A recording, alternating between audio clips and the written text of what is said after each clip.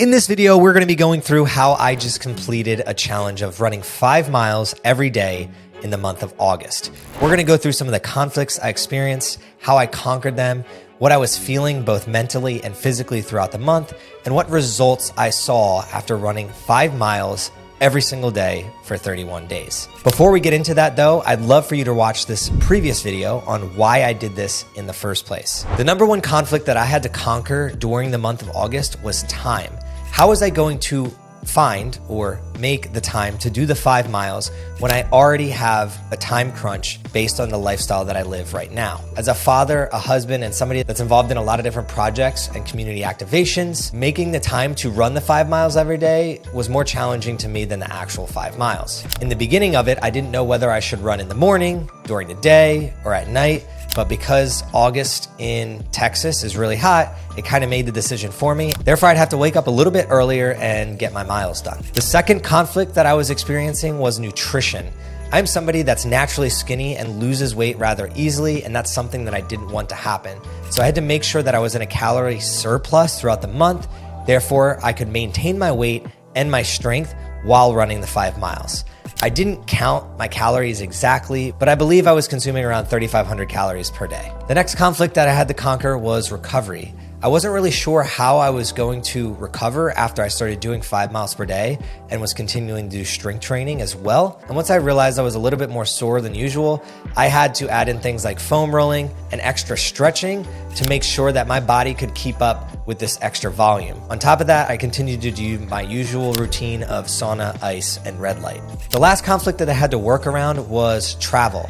I had a couple trips in August that I had to work around, and I wasn't sure where or when I was going to be able to get the run in. I was also operating on less sleep during the travel, so I had to make sure that I was doubling down on my recovery routine because of the lack of sleep. In the end, none of these conflicts were great enough to stop me from getting those 5 miles done. And when I think back on them, they all have one theme in common, and that's prioritization. I had to prioritize my time, my nutrition, my recovery, and my travel to make sure that within a 24-hour time frame, I got that 5 miles done. And I think this theme can be used for any challenge that any of us ever take on. Our minds might make it seem like we don't have the time to take on greater challenges, but the reality is it's just our ego not willing to give up what we already have in exchange for what we need to do instead. And that's really what this 5 miles a day was about. In the past, I've done mile-a-day challenges and 5K, which is 3.2 miles per day, and I did them fairly easily.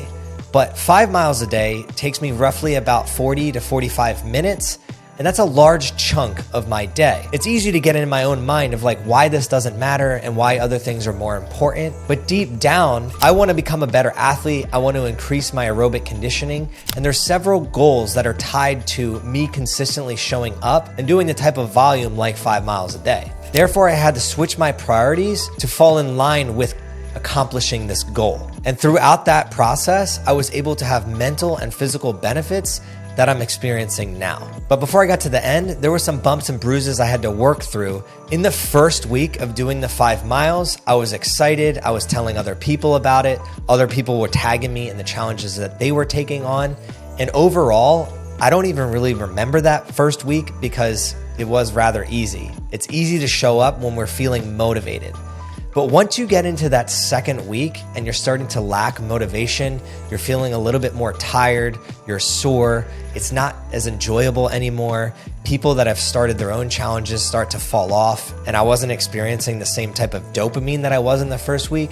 That's when it really got tough. My nutrition started to fall off a little bit. I stopped investing as much time into my recovery routine, and that's when my back started to hurt a little bit, was in the middle of that second week. I started to have pain in my back, and then I started questioning mentally, am I gonna have to give up on this challenge? And then I'm gonna have to tell everyone else that I gave up on this challenge? That was the make or break moment for me. It's when I realized that no matter what, I was gonna complete this challenge, even if I had to walk.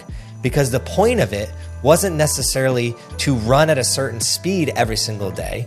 The point of it was I was gonna show up and commit and prioritize 5 miles per day every day of August, and nothing was gonna stop me from making that happen. That's where the mental benefit comes in. Once I mentally told myself that, I shifted, and instead of the 5 miles being something I either looked forward to or despised, it just is what it is. I just showed up and got it done and attached no emotion to it. It just became who I was for the month. That's when in week 3 and week 4, when I was traveling and a little unorganized, the 5 miles actually started to become easy. And the next question I started to ask myself was I gonna keep doing this after the 31 days? It's September 4th and I kept the 5 mile a day challenge. I'm on day 35. Right now, I'm gonna keep going for the foreseeable future. But the one thing that did have me questioning whether I should stop or not was just my strength training. I really love to lift weights and strength train, as well as train for high rocks. And I did notice towards the end of the month that I wasn't as efficient and effective in the gym with my lifts. And it wasn't even really because I was losing strength.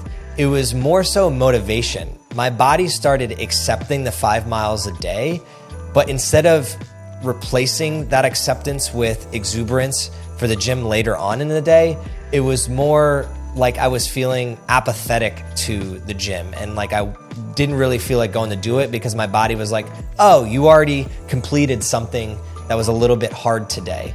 That became the new challenge, which now I'm taking on because I'm continuing the 5 miles per day, is how do I switch into the mindset and get revved up for the gym in the second half of the day because I'm doing 4 to 5 miles every single morning. So if anybody else out there has any feedback or advice on doing so, I'd love to hear it. And if anyone that has watched this is thinking about taking on this challenge, I highly recommend it. It's something that's doable, but it's gonna create a little bit of a nuisance in your life that you're gonna have to conquer some conflicts and reprioritize the things that you're doing throughout your days.